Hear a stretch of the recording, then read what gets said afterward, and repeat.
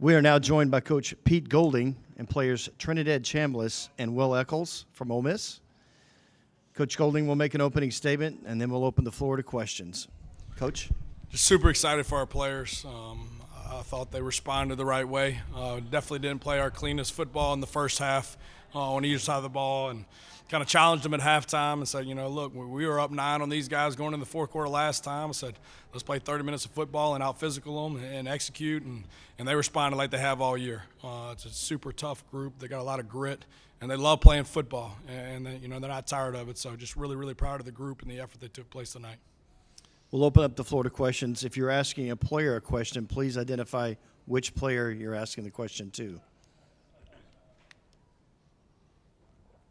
We'll start on the left side. David Edelstein, Sports Director at WJTV in Jackson.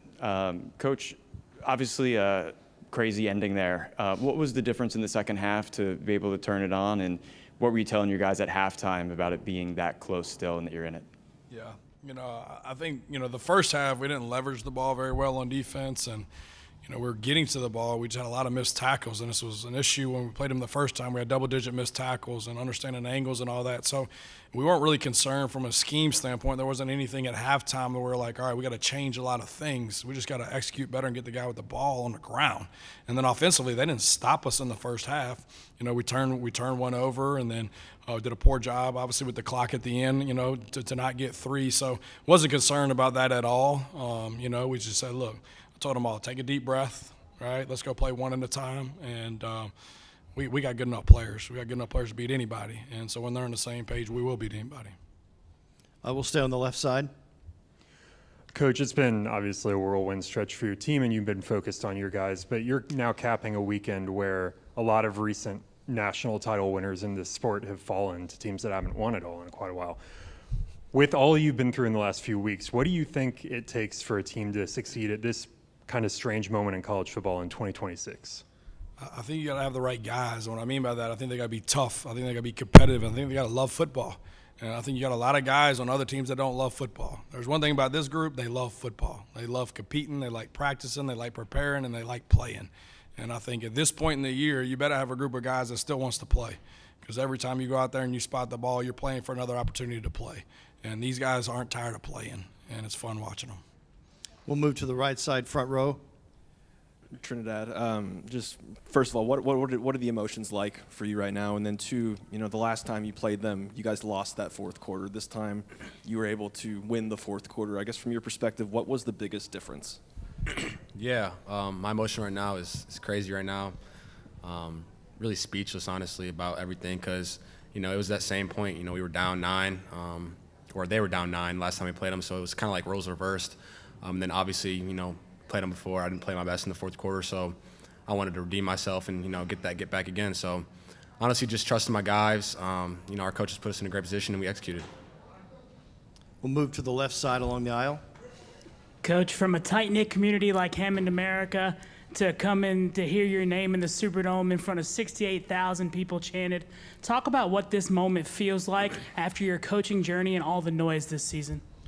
Yeah, I think it feels very good for our players. I think it doesn't register from a coaching standpoint, I think, until the season is done and the work is done, and you can look back and reflect at some point, but they deserve for us to get ready for this next one. And it was an awesome turnout for our team. The fans, it felt like a home game to me, looking up and hearing them, and then for these guys to play the way they did and to be able to come back, in a game like that versus a team like that. They're one of the best teams in the country and one of the best coaches in the country. So, they're never scared and they don't panic. And that's what I love about this group. They don't ever get too high. They don't get too low. They want to get coached. They want to get coached hard, and they want another opportunity. And no different than Lacey. He fumbled. He came right up to me. He's like, Coach, I got you. Don't worry. I said, I'm not. It's just that's who they are, man. They're wired the right way. Go to the right side, second row. Yeah, this could be for either of the players or both of you. But, I think the team of destiny term can get thrown around a lot, but you guys have been through so much. I think a lot of fans that maybe don't have a dog in the fight are pleased to see you guys win and pulling for you because of what you've been through.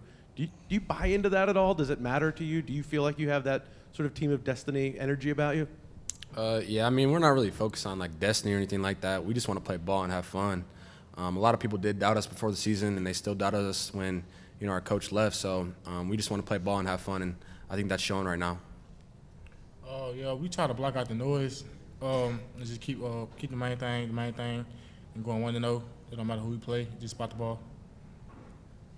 Can we move to the left side in the back?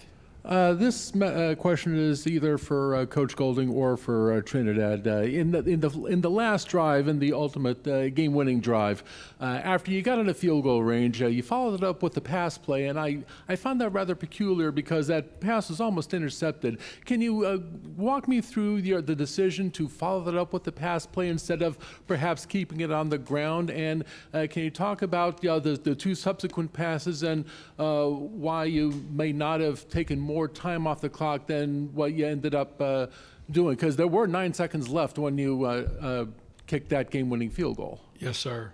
So there was 20-something seconds left on the clock, and we had no timeouts.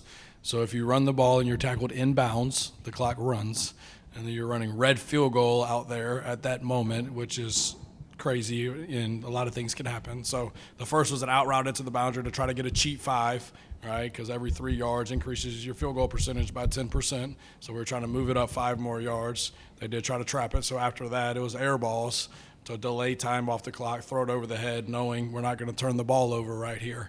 And so that was the philosophy behind it, knowing there was going to be about a 3-second play, once we made the field goal, and that'd be a kickoff, and you're going to defend one play because we're going to kick it out of the back of the end zone, and you were going to call circus and be fine. So that was the thought process. We'll go to the left side in the front row. Brad Logan, Logan Media Network. Question for Will. You said one of the goals we talked to you earlier this week was to have Georgia punt at 4.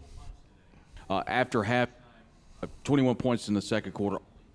What kind of halftime adjustments did you guys have to stop Georgia in the third quarter? Just like you said, just making open field tackles, taking the right angle, and I think the biggest thing in this game was the third downs, having them in long third downs, so we can get our pass rushers on the field and let them rush. For you, Pete, I was curious, as you being the defensive guy, Lucas being the kicker, how well do you know him? What's your relationship like so far, and what gave you the confidence to chart him out early in the first half, and then what did you see in the game winner? Well, I think a lot of people in the country think Lucas is the best kicker in the country, so a lot of people want Lucas. So I've been meeting with Lucas a lot lately. So we've had a lot of good meetings here, and especially this week. I got to spend a lot of time with him one-on-one and just getting to know him a little more and figuring out what he wants in the future and all that. But we knew he was special, with Coach Scooney recruiting him last year, and we felt like he was the best kicker in the country coming out of Western Kentucky last year, and he's done an unbelievable job this year. And these guys will tell you, our Fast Friday, we end with field goal script, and it didn't look like that. So we made him do it again, and then we made him do it again. So he got his mulligans out on Friday, what we call a Fast Friday, which was yesterday. So he was ready to go. Got all the confidence in the world with him. We'll stay on the front row on the left side. Just the last 7 weeks, the defense looks completely different than it did against Georgia the first time around. What are the biggest differences you've seen from that side of the ball? Yeah, I know. I mean, you guys, when y'all watch defense, y'all look at stats and points. Like my man said 21 points. One of them was a scoop and score, right? Like the defense wasn't out there. So a lot of it is not scheme-based and things like that. I mean, angles, missed tackles. My big thing coming into the game, we wanted to leverage the ball really well, which we didn't at times, and we wanted to contest every play. And so what I mean by contesting every play, when they go up and make a play over the top of us, I'm good with that. I'm okay with that. Everybody's on the same page. They did their job. When we have busts versus good teams, you're going to get beat. And guys are running free like the fourth down. We have a bust in the coverage, and it's not contested. That's bad football. And you're not going to win big games like that. So that was the thing that we've got to continue to clean up because we did not do that consistently tonight, and it's going to get us in the – it's going to get us. And so we got to clean those up and become more consistent. We'll move to the right side, second row. Hey, Coach, how you doing? Chase Kissard here with the Daily Star out of Hammond, Louisiana. Growing up right down the road, how special is this moment for you leading Ole Miss to one of the best wins in school history? No, I mean, I was super grateful for the opportunity that obviously our chancellor and Keith, gave me to step in with these guys. And, you know, a lot of guys put a lot of work into this in our building and in our community and our fan base and recruit really good players like these two guys. And to be around these dudes on a daily basis, like, I don't want it to end. And, yeah, it's definitely special, you know, being 35 miles away. My brother lives in New Orleans, a bunch of family, and, you know, a bunch of Hammond High boys here tonight. So, yeah, absolutely. We love playing in the Dome. But, you know, more importantly for these guys to have the opportunity to compete for a championship. And that was the one thing that has been consistent for us since we've been here 3 years. This guy over here was pissed off last year we didn't make the playoffs. So I know everybody else was doubting us this season, but the goal of this season of why Trinidad came was to compete for a championship. And that's something that we're going to do around here on a consistent basis. We'll go to the left side, second row. Thanks. To our two athletes up here, just how much do you appreciate Cardinaro and what he did? Sugar Bowl breaking his own record twice in the game, and the game winner, and what a kicker adds to the team, even though he's not on the field so often. And just what are the emotions of the roller coaster at the end of the game with how all of that played out? Yeah, Lucas, we have all of our trust in Lucas, you know. Like PG just said that, you know, during our Fast Friday, we call it Fast Friday, but the day before the game, it's like a walkthrough.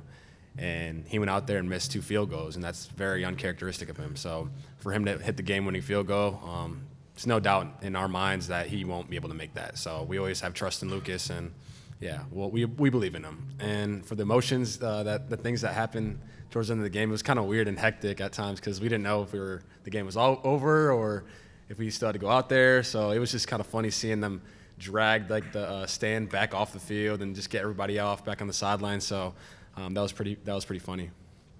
Yeah, you know, I'm just glad how the game played out. You know, we was up 3. They came down, kicked a field goal, we come to a field goal. And I want to say Lucas, yesterday you was talking about Fast Friday. I think Lucas, like, missed that field goal at that exact spot. And for him to come back and hit that field goal to win the game, I'm very happy for him. We'll go to the right side in the front row. Jake Thompson, Spirit on 3. Will, you grabbed the mic there at the end and addressed Cory Adams' mother and said some words. Just what did this game and this win mean for y'all in that regard, and how much was he kind of on y'all's hearts and minds this week being in New Orleans? He's been on our mind heavy. He's on our mind really all day. You know, when we break it down after practice, we break it down on C4. We gave his mom the game jersey yesterday before the game, and we talked with her a lot. You know, she just shared more stories about him and how great of a kid he was. And I was just glad that we got to come to New Orleans and to play in his home state and represent him. We'll move to the left side. Trinidad, are you still waiting on your appeal for next year? Yeah, I am. I think the NCAA is closed right now. I'm pretty sure they open tomorrow, so hopefully we hear an answer soon.